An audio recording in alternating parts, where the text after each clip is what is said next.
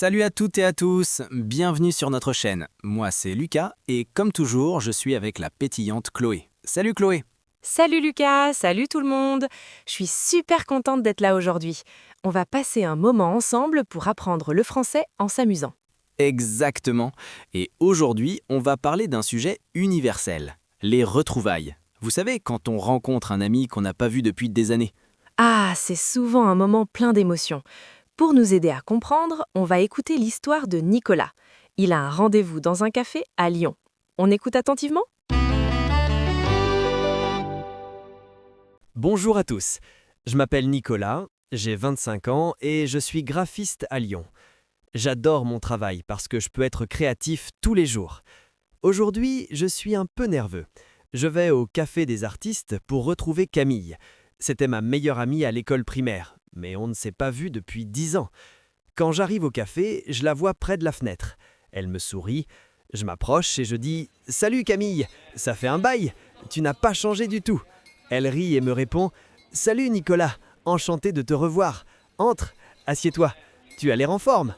On commande 2 cafés au lait et on discute de tout, de nos vieux souvenirs, de nos métiers et de nos projets. C'est incroyable comme le temps passe vite quand on est bien accompagné. Quelle belle histoire Nicolas. On sent qu'il était vraiment ému. Alors Chloé, il y a des expressions super intéressantes ici, non? Oh que oui! Ma préférée, c'est quand Nicolas dit « ça fait un bail ». C'est très français. Ça veut dire « ça fait très longtemps ». C'est une expression familière qu'on utilise avec les gens qu'on aime bien. C'est vrai. Et Camille a répondu « enchanté de te revoir ». Notez bien le mot « revoir ». On ne dit pas juste « enchanté », comme pour une première rencontre, mais « revoir » parce qu'ils se connaissaient déjà. Très juste. Et elle lui a fait un super compliment. « T'as l'air en forme ». C'est la phrase idéale pour briser la glace. Ça veut dire qu'il a l'air dynamique et en bonne santé. En résumé, les amis, utilisez ces phrases pour paraître plus naturels. Ne dites pas toujours « comment vas-tu ?» Essayez de varier. Maintenant que nous avons analysé tout ça, on va réécouter l'histoire de Nicolas.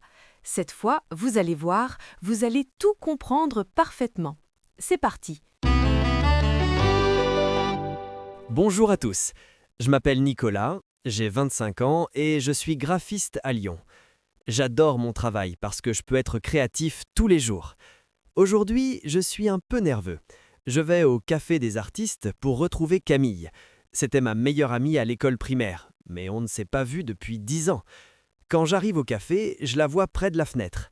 Elle me sourit, je m'approche et je dis « Salut Camille, ça fait un bail, tu n'as pas changé du tout ». Elle rit et me répond « Salut Nicolas, enchanté de te revoir. Entre, assieds-toi, tu as l'air en forme ».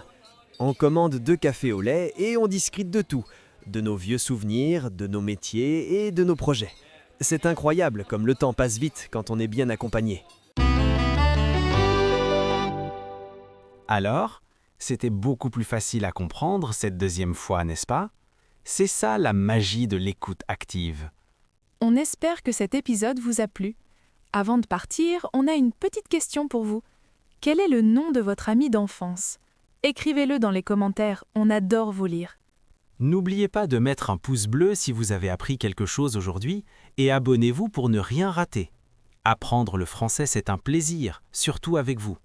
Merci encore et à très bientôt pour un nouvel épisode. Salut tout le monde! Salut, à la prochaine!